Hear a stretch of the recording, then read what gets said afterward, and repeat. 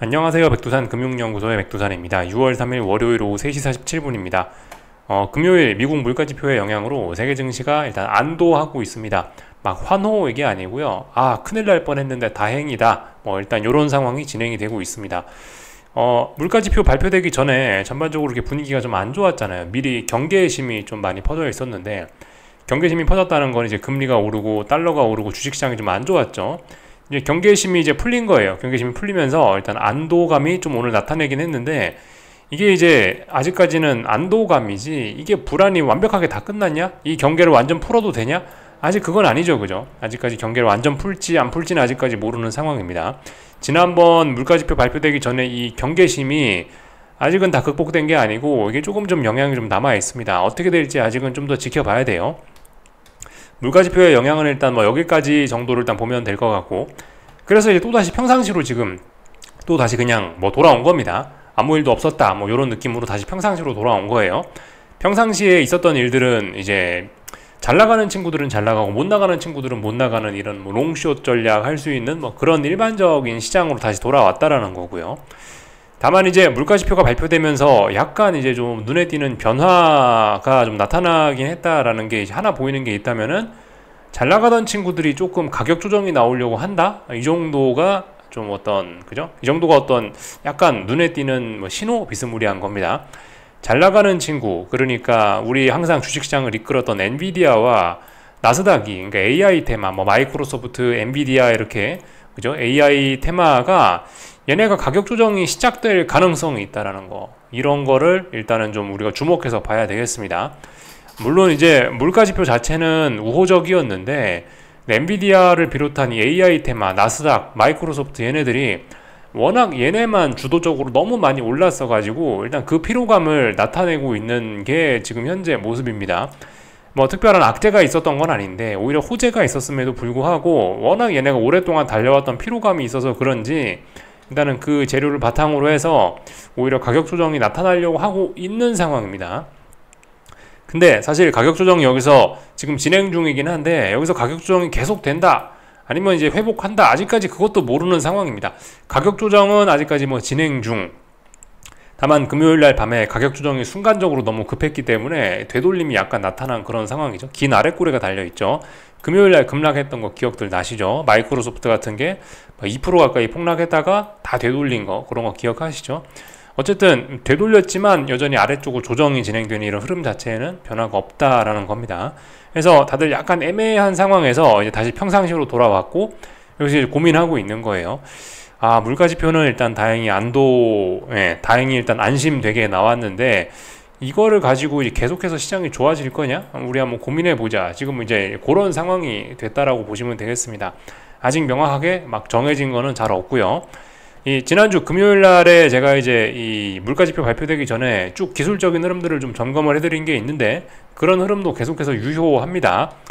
예를 들면은 이제 지난 금요일 날 드렸던 이야기가 주요 선진국 증시들, 미국 나스닥, 일본 증시, 아니면 유럽 증시, 이런 친구들은 일단은 상승하면은 조금, 만약에 상승하기로 마음을 먹는다면 이제 비리비리한 상승이 좀 이제 지속될 수 있다.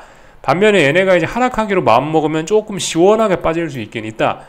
다만 이제 얘네가 시원하게 빠진다라고 해도 여기서 추세적인 하락이나 아직 그런 걸 논하기는 이르다. 왜냐면은 추세적인 상승장 중이기 때문에 여기서 추세적으로 하락으로 전환된다라는 건 아직 그런 이야기 하기엔 좀 이르다라는 이야기 드렸었죠. 반면에 이제 중국 증시는 조금 독특하게 이런 일반적인 선진국 증시와 조금 다르게 중국 증시는 이 몇 년 단위로 일단 먼저 빠졌었던 그런 가격적 메리트가 좀 생겨놓은 상황이라서 지금 이제 지금 한번 일단 치고 올라와서 의미 있는 바닥을 하나 만들어 놓은 상태인데, 여기서 이제 크게 오를 거냐 아니면 크게 떨어질 거냐, 둘 다 위쪽으로든 아래쪽으로든 목표치가 크게 열려 있다라는 이야기를 제가 한번 드렸습니다. 중국 증시만 조금 독특한 특징을 보이고 있어요. 오르면은 탄력적으로 많이 오를 수 있고, 떨어지더라도 탄력적으로 많이 떨어질 수 있는 그런 자리, 아니면 도인 자리, 아직까지는 어떻게 될지 모르는 그런 상황입니다. 한국 증시는 코스피 기준으로 해서 위쪽으로 좀 많이 제한, 아래쪽으로는 역시 조금 좀 많이 열려있는 그런 상황이다라고 금요일날 점검을 한번 했었죠. 요거는 일단 이런 관점은 그대로 유지합니다. 금요일날 물가지표가 발표됐다고 해서 특별한 무슨 일이 있는 게 아니고, 일단 이런 상황들 계속해서 지속입니다. 쭉 그래서 한번 좀 쭉 그래서 한번 정리를 해봤고, 제가 좀 전에 드렸던 이야기가 이제 좀 그럴듯한 어떤 분석가들의 표현과 어떤 그런 데이터로 좀 드러난 게 있더라고요. 오늘 텔레그램 받았던 메시지 중에 하나인데, 에스컬레이터 상승, 그러니까 느린 상승, 엘리베이터 하락, 급격한 하락 가능요라고 그런 식으로 써 있죠. 그래서 보면은 뭐 그럴듯한 표현으로 써 있습니다. 뭐 극단적인 플랫 스큐에서 현재 급격히 가파른 스큐로 변했다. 뭐 지수가 하방으로 이동할 가능성을 높임. 올라갈 땐 천천히 올라가지만 떨어질 땐 급격히 떨어질 수 있다. 미국 증시 관련돼서 그런 이야기를 좀 하고 있는 거고요. 이런 이야기가 나오는 건 이제 이렇게 뭐 이렇게 스큐라든가 하는 이런 파생 상품 지표를 보면서도 뭐 이야기를 할 수 있지만, 이 시장 어떤 내부적인 측면에서도 그죠, 그런 게 있죠. 좀 전에 제가 말씀드렸다시피 엔비디아, 뭐 마이크로소프트, AI, 나스닥 쏠림이 너무나 심각하다라 말씀드리지 않았습니까? 그죠? 얘네가 이제 너무 쏠림이 좀 급격했던 점이 있어요. 뭐 예를 들면 글로벌 헤지 펀드들, 유명한 헤지 펀드들 혹은 뭐 웬만한 주식 투자자들이 다 엔비디아하고 마이크로소프트 말고는 주식 살 게 없다 이런 인식을 갖고 얘네에다가 너무 돈을 많이 집어넣은 상황이 지금이기 때문에 무슨 일이 생긴다고 한다면, 얘네가 훅 빠진다라고 한다면은 시장의 충격도 많이 좀 심각할 수가 있겠죠. 그러니까 한쪽으로 쏠림이 심하면 그 쏠림이 해소될 때 그 부작용도 굉장히 클 거 아닙니까? 그죠? 그런 측면에서도 좀 생각을 해보실 수가 있겠습니다. 미국 증시 이제 상승은 막 약간 제한적, 오른다고 하면은 비리비리 에스컬레이터 상승, 하락한다라면은 엘리베이터 하락, 뭐 이런 표현을 하여튼 분석가가 쓴 게 있는데, 이런 데이터를 좀 하나 좀 보여드렸습니다. 하여튼 뭐 여러 가지 재밌는 내용들이 좀 있었는데, 하여튼 뭐 그렇고, 이번 주에 참 중요한 이벤트들이 좀 몇 가지 있긴 있습니다. 그 미국 PMI들이 좀 발표가 예정이 되어 있고요. 오늘 밤에도 뭐 발표가 되죠. ISM 제조업 지표들 좀 발표가 됩니다. 이런 것도 좀 영향을 미칠 수 있고요. 그리고 이번 주 금요일 날에 저기 미국 고용 지표가 발표가 될 겁니다. 그 고용 지표도 중요하겠죠. 그 고용 지표에 발표되는 게 뭐가 있죠? 뭐 실업률하고 논판 페이롤스, 그런 게 발표가 될 텐데, 실업률은 지금 계속해서 잘 보셔야 되는 게, 여기서 조금만 더 높아지면은 그 샵룰이라고 거기에 이제 부합을 하게 된다. 이거는 경기 침체를 예견하는 지표다라고 말씀드린 적이 있죠. 이런 점들 좀 잘 보셔야 되겠습니다. 하여튼 그런 일들이 있고요. 그 이번 주에 PMI들도 조금 중요하게 좀 봐야 될 필요가 있는 게, 예를 들면 뭐 여기에도 이미 나와 있긴 한데, 지난주에 시카고 PMI가 굉장히 충격적으로 나왔잖아요. 35.4가 나왔었죠. 기억나시죠? 이것도 아마 금요일날 발표됐던가 그런 것 같은데 정확하게 기억은 잘 안 나는데, 하여튼 굉장히 충격적인 수치가 나왔고, 이거 지표 발표된 이후로 제가 알기로 나스닥이 한번 출렁하긴 했던 것 같아요. 하여튼 이런 지표가 나왔는데, 아시다시피 지금 이게 과거 100% 경기 침체와 일치한 수치라고 나와 있죠. 코로나19나 리먼 사태가 절정에 달했던 시기의 수치라고 나와 있습니다. 이게 그러니까 지금 굉장히 심각한 수치가 나왔다라는 거예요. 그래서 이번 주에 발표되는 PMI들을 조금 주목을 할 필요가 있겠다 말씀을 좀 드릴 수가 있겠고, 하여튼 근데 말씀드렸다시피 뭐 PMI가 뭐 34가 나왔다. 야, 이게 과거 코로나19나 리먼 사태가 절정에 달했던 시기의 수치라고 하니까 경기 침체가 온다. 이렇게 지금 뭐 이런 식으로 이야기하기가 좀 껄끄럽습니다. 말씀드렸다시피 양극화가 워낙 심해서 잘 나가는 놈은 계속 너무 잘 나간단 말이에요. 약한 친구들은 계속 쓰러지지만 잘 나가는 친구들이 너무 잘 나가기 때문에 뭐 PMI가 조금 부진하게 나온다.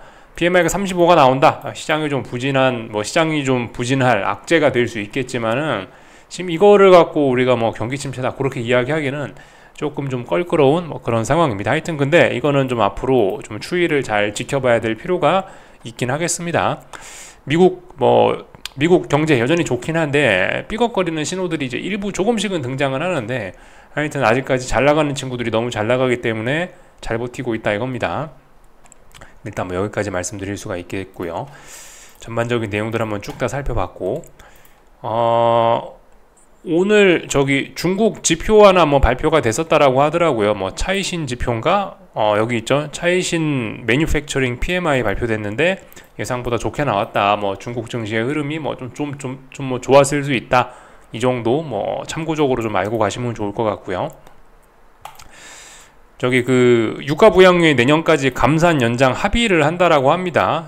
이거 참고적으로 알아놓으시면 좋을 것 같은데, 국제유가는 지지력이 아직까지 보이지는 않습니다. 이런 소식에도 불구하고요. 국제유가 계속해서 부진한 모습 나타내고 있고 특별히 다른 건 없어 보이고요. 네, 그죠? 하여튼 그래서 이것저것 잘 봐야 된다 말씀드렸고, 연준 재귀성 역설에 빠졌다라고 하고 있죠. 금리 인하를 거론할수록 동결이 길어진다. 금리 인하 거론하면 시장이 좋아가지고 환호를 하는 바람에 그 때문에 인플레가 높아지고 그래서 동결이 길어지는 답답한 상황에 빠져 있죠. 이걸 재귀성 역설이라고 있어 보이게 표현을 했네요. 이런 점들 참고적으로 좀 보시면 좋을 것 같고, 그 BOJ에서는 이제 지난 밤에는 보니까 특별히 시장에 개입을 한 것 같지는 않더라고요. 잠시 좀 그거 좀 하나 좀 환율 좀 한번 좀 보고 가겠습니다. 달러엔 환율인데 보시다시피 지난 금요일 날에 물가 지표가 그냥 적당히 예상에 부합했기 때문에 시장에 특별히 충격이 없어서 별일은 없이 지나갔는데, 저는 만약 큰 충격이 있었으면 일본 중앙은행이 개입도 할 수 있었을 가격대라고 봤는데요. 하여튼 아무 일 없이 지나갔고, 아무튼 지금 이제 달러 엔 환율이 계속해서 올라가고 있죠. 상방 압력을 받고 있죠. 지난번에 엄청난 개입에도 불구하고 결과적으로 다시 제자리가 됐습니다. 4월 말 또 그리고 지금 6월 초인데 한 달 만에 다시 제자리가 돼버렸습니다. 그 와중에 가만히 있지는 않았던 모양이에요. 계속해서 BOJ에서 개입을 했는데 그럼에도 불구하고 환율이 이런 모습을 보이고 있다라는 거. 그리고 BOJ에서는 최근에 10년물 일본 금리가 굉장히 많이 올랐는데, 일본 금리가 많이 오르면서 역대급 평가 손실까지 누적을 하고 있다라고 합니다. BOJ와 관련된 이런 내용들 참고적으로 좀 알아놓으시면 좋을 것 같은데, 하여튼 중요한 건 환율이 이렇게 되었음에도 불구하고 이게 잡히지가 않는다라는 거. 너무 이게 올라가면은 일본 증시 이런 거에 좀 치명적일 수 있겠죠. 하여튼 그리고 이게 미국 10년물 국채금리와도 좀 밀접한 연관이 좀 있을 수가 있겠죠. 그죠? 얘네가 이렇게 개입을 하기 위해서는 이제 일본 중앙은행이나 아니면은 일본 재무부가 가지고 있던 미국 관련된 자산들을 팔아야 되는데, 개입을 하기 위해서 달러를 확보하는 과정에서 일본이 들고 있던 미국 채권을 판다라든가 그런 현상이 나타날 수 있겠죠. 그러면은 이 미국 채권 금리가 또 올라가는 그런 일들이 생길 수도 있고, 하여튼 세상이 복잡하게 연결이 돼 있다라는 거 참고적으로 좀 알아보시면 좋겠고, 또다시 중요한 가격까지 왔습니다. 근데 떨어지려는 생각이 없어 보입니다. 계속 위로 올라가려고 하고 있는 것 같아요. 이런 점들은 일본 증시에 혹은 또 그리고 미국 금리에도 아마 나중에는 좀 부담이 좀 될 수 있을 것 같습니다. 이런 점들 좀 생각을 해봐야 될 것 같아요. 쭉 그래서 말씀을 드렸고, 한 가지만 참 더 좀 이야기를 하자면은, 이건 이제 위안화죠. 달러 위안입니다. 달러 위안. 요즘에 안 그래도 여러분들 뉴스에서 많이 보셨겠지만은 알리익스프레스니 아니면 테무니 이런 걸 이용해서 중국이 디플레이션을 세계로 수출한다라고 하고 있고, 그러면서 이제 그런 디플레이션 수출의 일환으로서 위안화 약세를 용인하는 것이 아니냐라는 그런 이야기들이 좀 나오고 있긴 합니다. 실제로 요즘에 원래 이 중국 위안화와 중국 증시는 아시다시피 이게 반대로 움직이는 게 있죠. 그러니까 이게 위안화 환율이 떨어지면 증시는 올라가는 게 일반적이고, 위안화 환율이 이렇게 올라가면 증시는 하락하는 게, 중국 증시 하락하는 게 일반적인 그런 일이긴 하죠. 그게 이제 보통 나타나는 일이긴 한데, 최근에 중국 증시 굉장히 강했잖아요. 계속해서 강한데, 근데 보시면 환율은 계속 이렇게 올랐단 말입니다. 만약에 이제 이게 위안화 약세를 인민은행이나 아니면 중국 공산당이 이런 거를 용인을 한다, 아예 이걸 정책적으로 디플레이션 수출을 아예 정책적으로 용인을 하는 그런 움직임 때문에 이런 것이라면은, 그러면 이게 사실 환율이 이렇게 올라가더라도 중국 주식시장은 특별한 영향 없이 괜찮을 수도 있겠다라는 생각이 좀 들긴 들더라고요. 제 생각에 이제 한동안 이제 위안화하고 중국 주식시장을 이렇게 두 개를 연동해서 이렇게 같이 봤는데, 이거의 연관성이 좀 최근에 좀 많이 떨어지는 것 같으니 제 각각 보는 게 어떻겠냐라는 생각이 좀 들긴 하더라고요. 그래서 그런 생각을 좀 해봤습니다. 하여튼 요즘 환율이 이렇게 올라오는 거, 원래 원칙적으로라면 중국 주식은 떨어지는 게 맞겠죠. 평상시 상식대로라면요. 근데 올라감에도 불구하고 중국 주식도 요즘에 잘 올라가고 있으니까, 그죠? 중국 상해종합지수입니다. 이렇게 잘 올라왔잖아요. 물론 최근에 좀 조정이 좀 나와서 그렇지, 하여튼 잘 올라갔잖아요. 그죠? 그러니까 이런 것들을 보면서 좀 그런 생각을 해봤습니다. 위안화와 중국 증시의 움직임을 따로따로 봐야 되는 게 아니냐, 별개로 봐야 되는 게 아니냐라는 생각 좀 들긴 했어요. 하여튼 오늘 이제 그 있었던 일들을 보시면 중국 증시는 일단 상해 종합 기준으로는 일단 이렇게 보시면은 이 하락 마감이긴 한데 말씀드렸다시피 그 중국 증시 그 미국에 상장돼 있는 그 중국 증시 추종하는 그런 지수들은 뭐 A50 지수나 뭐 이런 걸 추종하고 있는데, 이런 지수들은 이제 보시다시피 상승 마감을 하고 있습니다. 그 아직까지 얘네도 일단 뭐 정해진 것은 아니고요. 아직까지는 불안감이 좀 있긴 있습니다. 중국 증시 조정이 더 지속될 수도 있다라는 불안감이 완전 사라지지는 않았습니다. 아직까지 뭐 방향이 그렇게 막 결정이 된 건 아니에요. 지금 이거는 상해 종합이고, A50 지수 뭐 잠깐 한번 볼까요? 중국 증시 A50 지수인데 얘는 이렇게 상승 마감했죠. 지금 이제 여기서 고민 중인 거예요. A50 지수 기준으로 좀 말씀을 드려보자면은 더 하락을 하자면 할 수도 있습니다. 아직까지 뭐 5일선 안착도 실패했고 이 정도는 의미 있는 매수세를 할 수 없죠. 계속해서 더 떨어질 위기를 아직까지 뭐 극복한 건 아닙니다. 아직까지 위기 중인데요. 근데 이 극복도 할 수 있는 그런 자리이긴 합니다. 여기서 극복하고 위로 올라가자라고 마음먹으면 굉장히 마음먹고 크게 올라갈 수 있는 자리고, 일단 지금은 뭐 금요일날 지표 발표 등으로 인해서 이 중국 지수의 어떤 이런 뭐 하락이 일단 조정이 일단 멈춰 있는, 그래서 방향성을 고민하고 있는 그런 단계라고 일단은 볼 수가 있겠습니다. 그래서 일단 뭐 오늘은 아무것도 안 하고 그냥 가만히 지켜만 보고 있었습니다. 대표적으로 이제 이게 미국에 상장된 중국 지수 추종하는 ETF인데, 얘네 가격은 지금 이제 현재 시간 외죠. 미국 증시 개장 안 했으니까 시간 외에서 사실 거의 이 정도의 거래가 되고 있어요. 거의 이 정도에, 지금 거의 그러니까 이날 양봉의 종가 이 정도에서 지금 거래가 되고 있습니다. 그래서 지금 방향성 고민하고 있는 거예요. 사실상 이렇게 조정 나오던 거, 조정이 거의 멈춰 있는 거고, 여기서 높은 변동성을 가져와 갖고 여기서 들썩들썩 하면서 지금 지지력을 고민하고 있습니다. 여기서 더 올라가야 될지 아니면 또 빠져야 될지 지금 고민하고 있어요.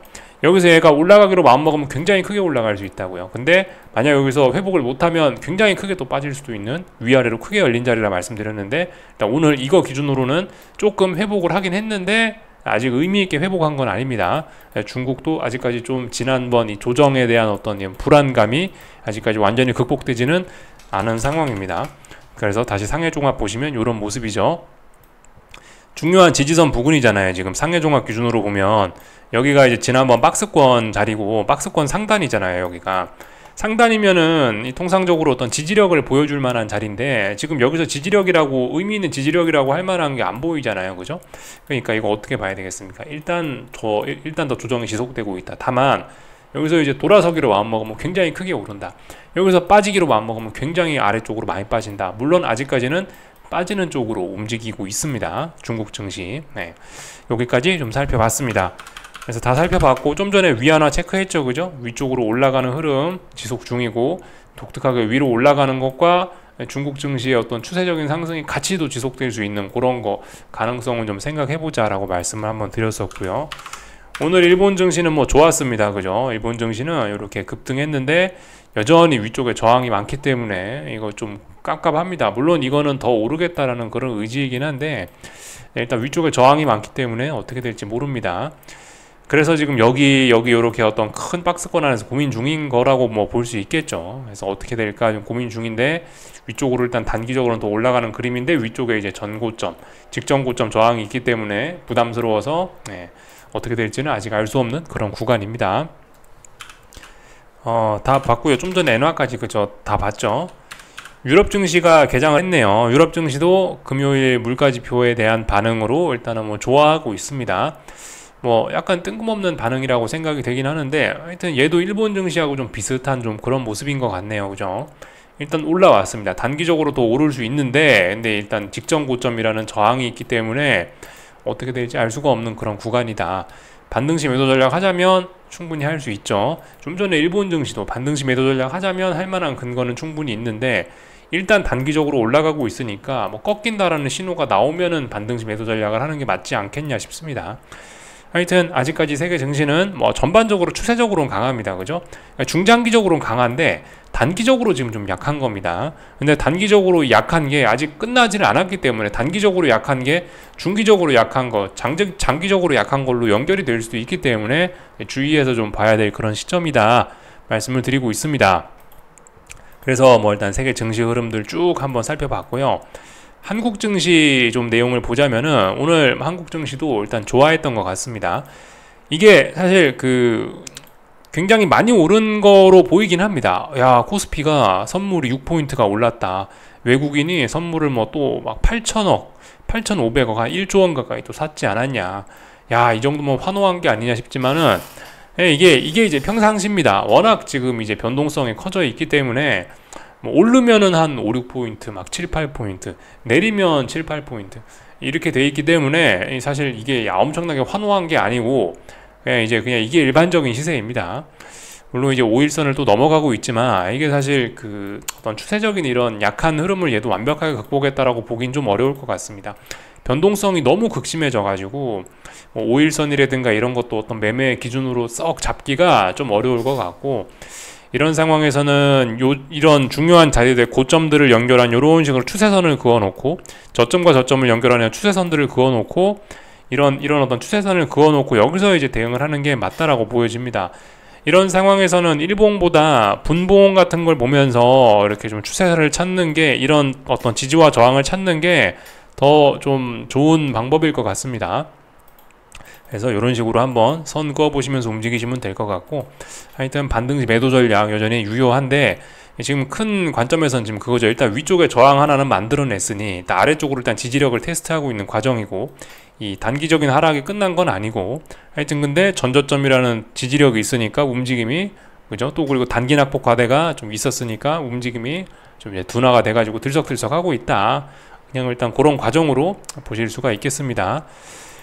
그래서 쭉 살펴봤고요. 여전히 좀 불안하다라고 할 수 있는 게, 뭐 풋옵션들을 보시면 여기 얘가 머리를 슬슬 들고 올라오고 있단 말이죠. 그렇기 때문에 이런 점들이 한국 증시 좀 주의해야 될 점이다 말씀드릴 수가 있겠고, 사실 코스닥도 뭐 계속해서 좀 아래쪽으로 처지고 있긴 한데, 이게 코스닥이 처지는 게 속도가 매우 둔화가 됐습니다. 사실 그래서 이게 참 아직 뭐 의미 있는 어떤 의미 있는 바닥 신호 그런 게 아직 뭐 나타나고 그러진 않았습니다. 지금 여기서부터 이렇게 해서 쭉 빠지고 있는데, 여기서 막 의미 있는 어떤 막 투매 이런 거는 아직까지 보이지는 않게는 않는데, 근데 지금 이쪽 부근에서 지금 보시면 대략적으로 이 정도 가격대에서 지금 계속해서 어딘가 지키고 있죠. 이 정도 부근이 지금 어떤 단기 바닥 혹은 중기 바닥이 될 가능성이 좀 생기는 것 같습니다. 오늘까지 이렇게 상승을 하면서, 그래서 일단 이렇게 어떤 이런 식으로 하락을 끌고 오시던 분들, 사실 이게 이 하락이 완전 극복됐다라고 보기엔 좀 어렵긴 한데, 계속해서 이렇게 보시다시피 지지력 만들고 있고 이러면은 더 좀 들고 가기도 조금 좀 그렇지 않나 싶습니다. 그래서 그냥 이제 애매한 가격대가 돼가지고 더 이상 빠지지도 않으니 하여튼 좀 관망하는 게 차라리 맞지 않겠나 싶긴 해요. 움직임들이 참 답답하게 됐죠. 하여튼 그런 상황이 됐습니다. 그래서 뭐 특별히 뭐 다른 거 뭐 들을 이야기는 없고, 하여튼 이쪽에 좀 어떤 지지력들이 좀 많이 만들어졌기 때문에 하방 생각하시는 분들은 좀 어쨌든 비중을 좀 줄여놓고 보시는 게 맞지 않겠나 싶습니다. 답하는 건 좀 그렇고, 어쨌든 좀 비중을 어느 정도 좀 축소하면서 현금 비중 조금 들고 관망하는 게 좋지 않겠냐 싶습니다. 하방을 완전 포기할 때는 아닌 것 같고, 하여튼 그런 것 같습니다. 그래서 일단 여기까지 말씀을 드리면 될 것 같고, 지금 원달러 환율은 여기서 이제 답답하죠. 여기가 이제 정고점 자리이기 때문에, 여기가 어떤 직전 고점 중요한 자리이기 때문에, 이쪽이 어떤 영향 때문에, 또 단기 급등했던 피로감 때문에 오늘 조정이 나왔는데 일단 더 올라갈 수 있다라고 일단 볼 수는 있을 것 같습니다.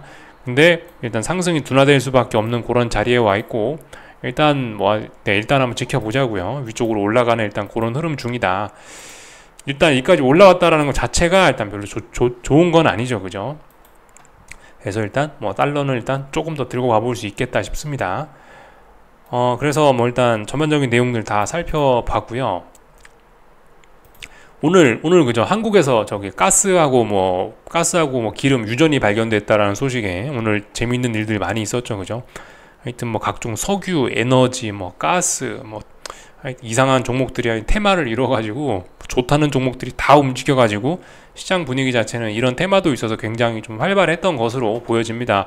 오늘 약간 이제 호재가 좀 겹쳐 있었다라고 일단 볼 수가 있겠네요, 그죠?